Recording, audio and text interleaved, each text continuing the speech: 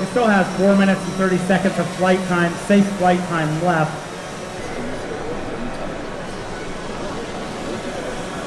So we are at the NAB show 2016, and we have Adam from DJI, right? So one of the new things this year is the Phantom 4. Yes, this just came out. The Phantom 4 came out in March. Okay. It has raised the bar for every other consumer drone on the market. What's going on here, you see in the front here, there's a couple of eyes. Those are cameras. That enables obstacle avoidance, also allows us to have some autonomous flight modes. Other things that are going on here, underneath we've got 2 more cameras, along with the 2 ultrasonic sensors, and of course you have an improved 4K camera on board. Now, those 5 optical cameras here, the RGB cameras, are all slaved into one central processor that deals only with analysis of the images.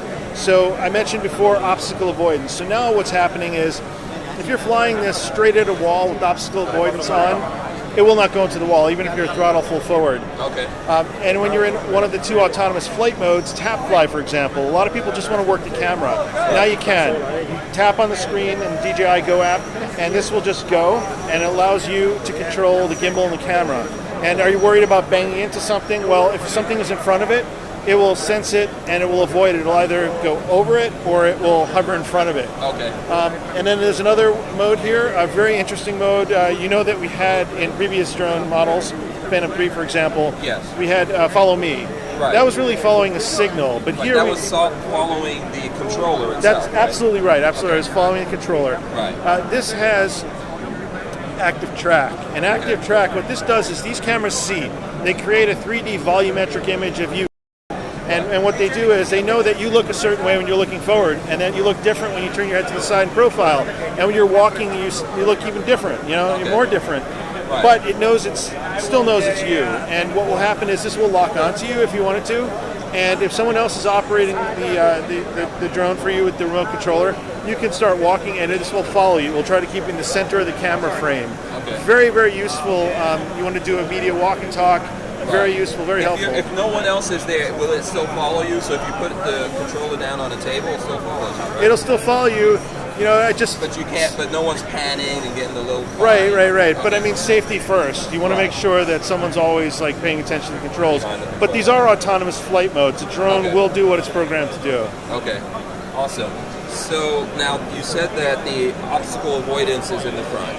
It is. Okay, so there's nothing in the back. Nothing in the back, nothing on top. So if you're avoiding multiple obstacles, obviously the drone doesn't see anything above it. Okay. But you know, there's one other thing I should mention for some of your viewers. This craft looks vastly different. It's almost like artwork, right? Yeah. It's a lot sleeker and smoother and shinier than previous Phantoms. That's for a reason. This is a high-performance craft. And you know what we've done is it flies normally at about 16, maximum speed is 16 meters per second. In sport mode, which you can now activate right from the remote controller, it can go at 20 meters per second. That's about 45 miles an hour. You know how we do that? Aerodynamics? That's it, man. Physics, exactly. We get that's it. We go to the 45-degree angle, and this thing just flies. It is really, really fun. It takes, you know, you have to pay attention because braking and moving it and turning around, pitching and yawing. It's very responsive, but it's moving very fast. So if you want to change direction, it takes a little bit longer. Okay, very cool. So everything here is new. So a guy that has a Phantom 3, let's say, and wants to upgrade, you might as well just sell everything, right? Are the rotors, are the blades, everything's new? Everything's new. And you know, with the rotors, for example, because you have those high speeds, now you have the twist and lock.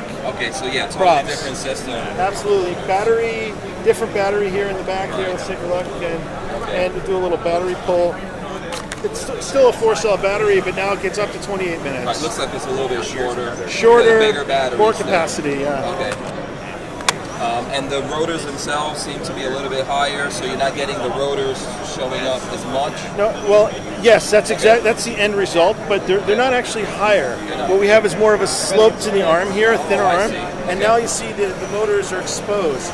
Better for air cooling, along with the vents that you have on the bottom. That's way more aggressive. I'll bet you also notice that gray thing there, right? Yes. That is a composite core. A lot of the gimbal assembly has now moved inside the craft. Yeah, because when you're flying at high speed, you don't want that kind of drag, and you don't want to put that kind of stress on the camera and the gimbal.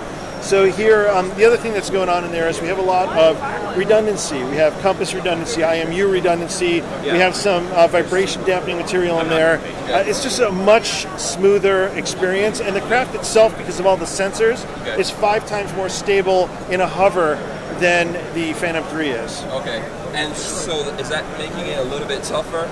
You know, since the gimbal's not exposed in there? I would say yes, it makes it tougher. It also makes it more stable. You'll just notice the difference when you fly it.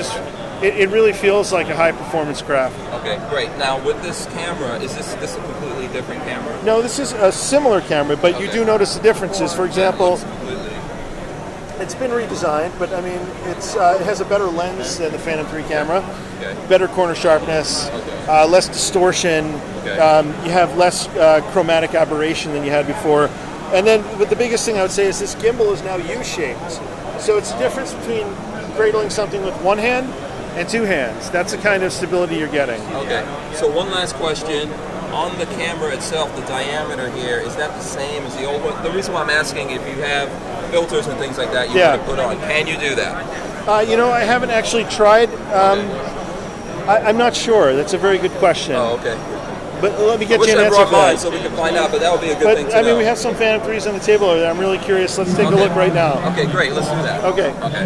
Okay, Adam, so the question of whether or not we could interchange filters, etc., from the 3 to the 4.